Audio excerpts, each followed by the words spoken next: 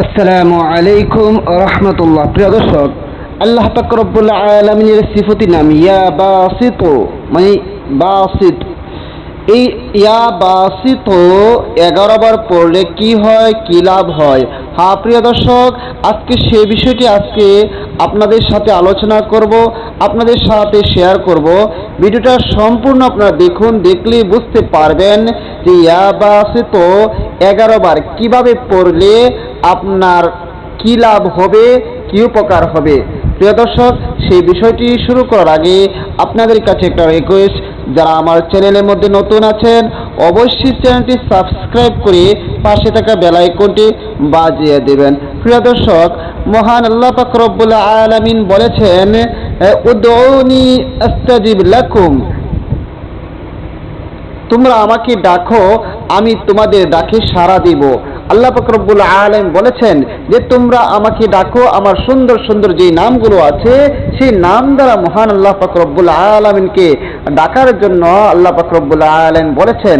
প্রিয় দর্শক, এই জন্য আমরা যদি মহান আল্লাহ পাক রব্বুল আলামিনকে ডাকার মতো ডাকতে পারি, সঠিক পদ্ধতিতে ডাকতে পারি, ইনশাআল্লাহ অবশ্যই অবশ্যই আল্লাহ পাক রব্বুল আলামিন আমাদের ডাকে সাড়া দিবেন, আমাদের ডাকে সাড়া দেবেন ইনশাআল্লাহ।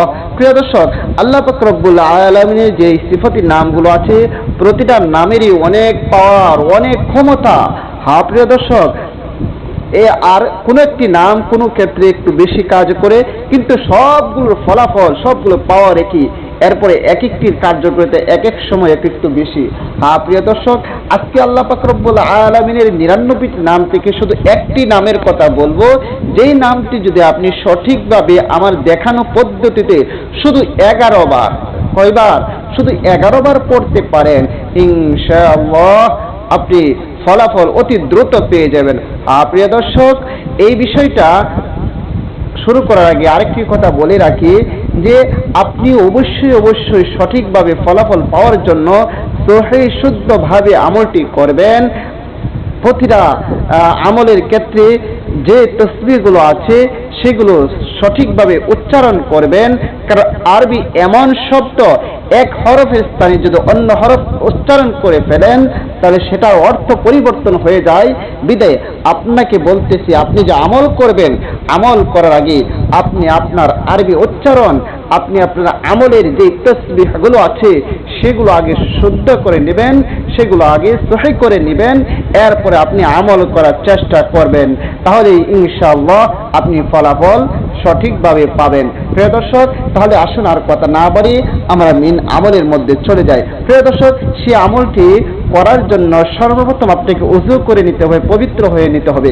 কারণ পবিত্র হয়ে যখন মহান আল্লাহ পাক রব্বুল আলামিনের কাছে কোনো কিছু চাওয়া হয়, আমল করা হয়, তখন সেই চাওয়াটা এবং আমলটা মহান আল্লাহ পাক রব্বুল আলামিনের কাছে অনেক দামি হয়ে যায়, আর আল্লাহ পাক রব্বুল আলামিন সেটা গ্রহণও করে নেন। বিদায় সব সময় বলে থাকি যে ওযু করে আমল করার জন্য। প্রিয় দর্শক, আপনি ওযু করার পর এরপরে চাষতের সময়, কখন বলেছি? চাষতের সময় যখন হয়ে যাবে আপনি তখন দুটি হাত আসমানের দিকে তুলে এরপরে 3 বার ইস্তিগফার পড়বেন। এরপরে দুটি হাত আসমানের দিকে ওঠাতে হবে না, ইস্তিগফার পড়বেন 3 বার, আস্তাগফিরুল্লাহ রাব্বি মিন কুল্লি যামবি ওয়া আতুবু ইলাইহি, লা হাওলা ওয়ালা কুওয়াতা ইল্লা বিল্লাহি আলিয়্যিল আযীম, আস্তাগফিরুল্লাহ রাব্বি মিন কুল্লি যামবি ওয়া আতুবু ইলাইহি, লা হাওলা ওয়ালা কুওয়াতা ইল্লা বিল্লাহি আলিয়্যিল আযীম। এরকম ভাবে 3 বার ইস্তিগফার পড়বেন, এরপর 3 বার যে কোনো দুরূদ শরীফ পড়েন, আপনারা পড়ে নেবেন। যেমন আমি পড়তেছি, সাল্লাল্লাহু আলাইহি ওয়াসাল্লাম, সাল্লাল্লাহু আলাইহি ওয়াসাল্লাম, সাল্লাল্লাহু আলাইহি ওয়াসাল্লাম। প্রিয় দর্শক, 3 বার ইস্তিগফার এবং 3 বার দুরূদ শরীফ পড়ার পর আপনি দুটো হাত আসমানের দিকে তুলে দিবেন, মোনাজাতের মতো দুটি হাত উপরে উঠিয়ে দেবেন, এরপর বলবেন ইয়া বাসিতু ইয়া বাসিতু ইয়া বাসিতু ইয়া বাসিতু। এরকম ভাবে 11 বার পড়বেন। 11 বার যখন পড়া শেষ হয়ে যাবে এরপর আবারও 3 বার যে কোনো দুরূদ শরীফ পড়েন, আপনারা পড়ে নেবেন, সাল্লাল্লাহু আলাইহি ওয়াসাল্লাম, সাল্লাল্লাহু আলাইহি ওয়াসাল্লাম, সাল্লাল্লাহু আলাইহি ওয়াসাল্লাম। প্রিয় দর্শক, আপনার আমল করা শেষ। এভাবে যদি আপনি প্রত্যেক দিন আমল করতে পারেন, কি লাভ হবে, কি উপকার হবে, আমরা সেটা জানবো। প্রিয় দর্শক, এরকম ভাবে যদি আপনি প্রতিদিন আমল করতে পারেন, আল্লাহ পাক রব্বুল আলামিন আপনার অভাব অনটন দূর করে দিবে, আপনি রিজিকের পেরেশানি দূর করে দিবে। যারা রিজিকের পেরেশানির মধ্যে আছেন, যারা অভাব অনটনের মধ্যে আছেন, যাদের টাকা পয়সার বেশি প্রয়োজন, তারা এই আমলটি প্রতিদিন করেন। ইনশাআল্লাহ সঠিকভাবে যদি করতে পারেন, অবশ্যই অবশ্যই আল্লাহ পাক রব্বুল আলামিন আপনাকে ধন সম্পদ দান করবেন, আপনার অভাব অনটন দূর করে দিবেন। অভাব আর কখনো আপনার দরজায় এসে দাঁড়াবে না ইনশাআল্লাহ তাআলা।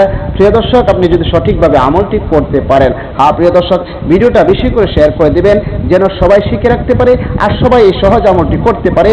যাদের অভাব অনটনে পিছু ছাড়তেছে না, তারা যেন আমলটি করে অভাব অনটন দূর করতে পারে, যেন তারাও যেন টাকা পয়সার মুখ দেখতে পারে, তারাও যেন সুখের মুখ দেখতে পারে। এই জন্য ভিডিওটা বেশি করে শেয়ার করে দিবেন। আর সবাইকে অসংখ্য ধন্যবাদ ভিডিওটি দেখার জন্য। আসসালামু আলাইকুম ওয়া রাহমাতুল্লাহ।